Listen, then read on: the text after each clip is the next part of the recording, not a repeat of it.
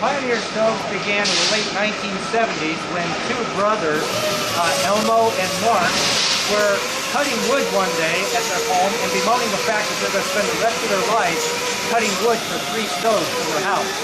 For Mom's kitchen cook stove, for a larger parlor stove to heat up the house, and for an outdoor water boiler to be running water in the house. And they got their heads together and said, why can't there just be one stove that would do all of that? They heat the home, do all the cooking and baking, and make hot water from the home. So they got their heads together and they developed the Pioneer Maid stove, which was the world's first airtight wood-burning cook stove.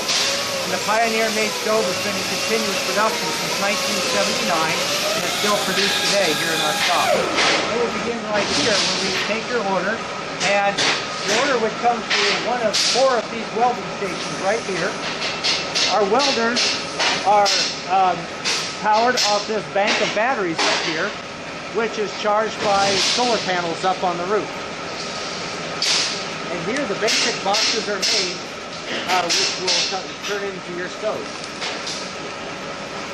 Right here is Kanan, who is putting the finishing touches on one of our Pioneer Princess end reservoir models. Over here is our parts making area, where the various pieces of steel are cut and punched and bent and folded to make the boxes that would become your stove. And most of this equipment here, as you'll notice, is lined up in 2 lines. That's not by accident. That's because all the machines are run by underground line shaft that goes to belts and pulleys from each machine. These machines are over 100 years old. And when I want to operate a particular machine, all I need to do is just pull the appropriate lever, which will tighten the belt to the pulley, and the machine will be powered. There you go. It's powered from the steam engine in the back. That's correct. I'll show that for you. This is our brake press, where right now we are producing ovens right now. Stainless steel. Right.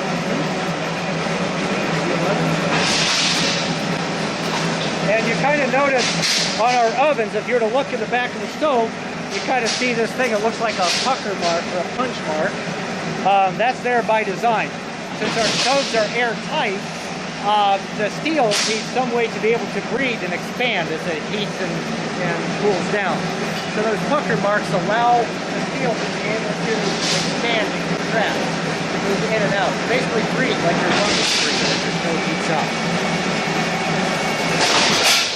Well, our stoves, as you notice, are produced in an Amish shop. And every Amish community decides for themselves how it's going to order its life. You might see one Amish community, for instance, people have bicycles and handheld calculators.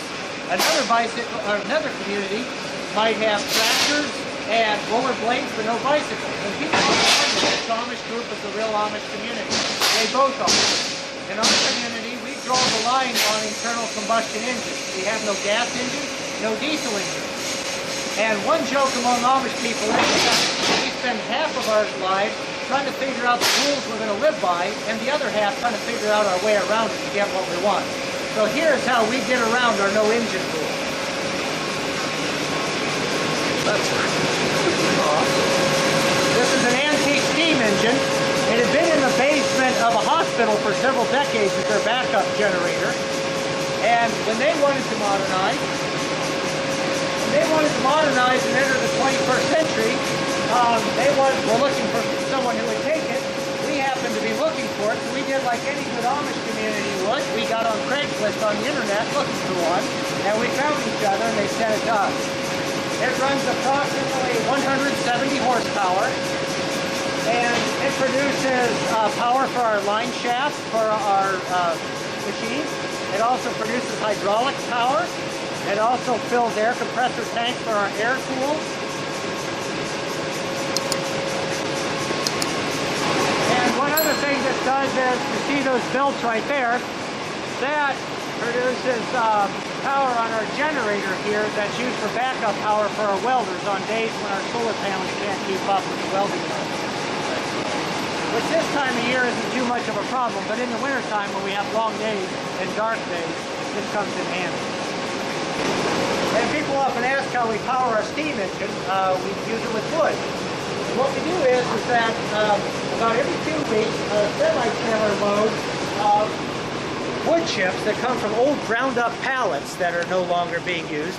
They get chopped up, put in here, and get sent to us. And then we will take a shovel and shovel it into these tubes that go to a blower. This blower will send the chips up to a hopper, and that hopper has an auger in it that is set to a timer. Every few minutes that timer will go off, run the auger, and send some chips down into our firebox. Run our engine.